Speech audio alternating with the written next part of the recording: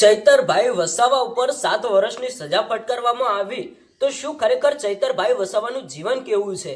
ચૈતરભાઈ વસાવા મહિને કેટલા રૂપિયા કમાય છે અને એક ધારાસભ્ય પદનો એમને પગાર કેટલો મળે છે? એક બાજુ ચૈતરભાઈ વસાવાનું સારું મકાન, પરિવાર, મોઘી ગાડીઓ. તો મિત્રો, આજના વિડીયોની અંદર આપણે ચૈતરભાઈ વસાવાની લાઈફસ્ટાઈલ, બાયોગ્રાફી, ફેમિલી અને કેવું છે એમનું જીવન, આ બધી જ માહિતી તમને આ એક જ વિડીયોની અંદર બતાવવાના છીએ. તો આજનો આ વિડીયો તમે પૂરો સાંભળતા જજો. મિત્રો, ચૈતર વસાવાની લાઈફસ્ટાઈલ 2026. અત્યારે હાલ ચૈતરભાઈ વસાવા છે જેલની અંદર.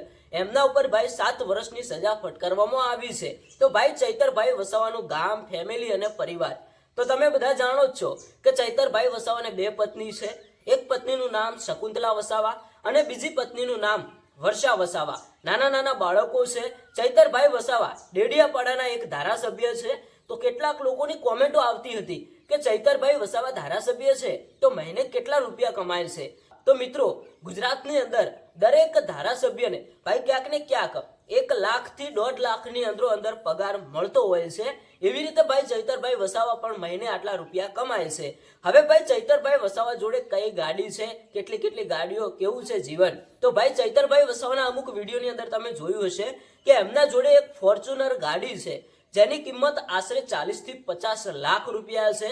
એમના બંને પત્ની અને બાળકો એક સારું જીવન જીવી રહ્યા છે. અને અત્યારે હાલ જે એમના ઉપર 7 વર્ષની સજા ફટકારવામાં આવી તો શું ખરેખર તે જેલની અંદર છે તો એમને પગાર મળી રહ્યો છે કે કેમ? તો ભાઈ ચૈતરભાઈ વસાવાનું પદ જ્યાં સુધી રિજેક્ટ નહીં થાય અને જ્યાં સુધી તે ધારાસભ્ય પદે રહેશે ત્યાં સુધી એમને પગાર મળતો જ રહેશે. ભલે તે જેલની અંદર પુરાયેલા છે પણ છતાંય તે એક ધારાસભ્ય ગણાય છે એટલે એમને પગાર મળતો જ રહેશે. એમને જે ધારાસભ્ય પદનો જે પગાર મળતો હોય એ ચાલુ જ રહેશે. અને દરેક ધારાસભ્યને ભાઈ ગાંધીનગરની અંદર ક્યાંક ને ક્યાંક ફ્લેટ આપવામાં આવે છે, સારી સુવિધા આપવામાં આવે છે.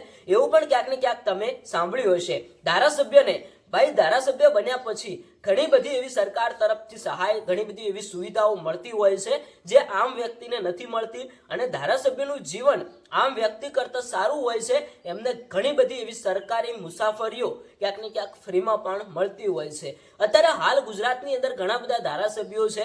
એમાંથી લોકપ્રિય ધારાસભ્ય ઘણા બધા લોકો ચૈતરભાઈ વસાવાને સપોર્ટ કરતા હોય છે. તો મિત્રો, આવું છે કંઈક ચૈતરભાઈ વસાવાનું જીવન. નાનકડા પરિવારમાંથી, આદિવાસી સમાજમાંથી, અને અત્યારે હાલ આદિવાસી સમાજના હક અને અધિકાર માટે ક્યાંક ને ક્યાંક સરકાર સામે, પોલીસ સામે વારંવાર લડત લડતા હોય છે. એટલા માટે જ એમના ઉપર અત્યારે હાલ 15 થી 20 ગુનાઓ આ ડેડિયાપાડાના ધારાસભ્ય ચૈતરભાઈ વસાવા ઉપર નોંધાયેલા છે. એક ધારાસભ્ય હોવા છતાં પણ આટલા બધા ગુનાઓ ચૈતરભાઈ વસાવાએ કર્યા છે. હવે આ ગુનાઓ ચૈતરભાઈ વસાવાએ ખુદ જાતે લડત લડીને કર્યા છે. એટલે કે પોતાની જનતા માટે થઈને, કોઈ પર્સનલ મેટરના કારણે આ બધા ગુનાઓ એમના ઉપર નથી નોંધાયા. કોઈ પણ પોતાની જનતાના હક અને અધિકાર માટે અમુક કોઈ પર્સનલ ગુનાઓ હશે એવી રીતે કરીને ચૈતરભાઈ વસાવા ઉપર 15 થી 20 જેટલા ગુનાઓ નોંધાયેલા છે. અને તે વારંવાર જેલમાં પણ જતા હોય છે. થોડા ટાઈમ પહેલા સંજય વસાવા નામના વ્યક્તિને જે કાચનું છૂટું ગ્લાસ માર્યું હતું એ બાબતે ક્યાંક ને ક્યાંક 3 મહિના સુધી તે જેલમાં રહ્યા હતા. અને 2023ની અંદર જે ફોરેસ્ટ અધિકારી સાથે હાથાપાઈ, હવામાં ફાયરિંગ, આ બાબતે ચૈતરભાઈ વસાવા ઉપર અત્યારે હાલ 7 વર્ષની સજા ફટકારવામાં આવી છે.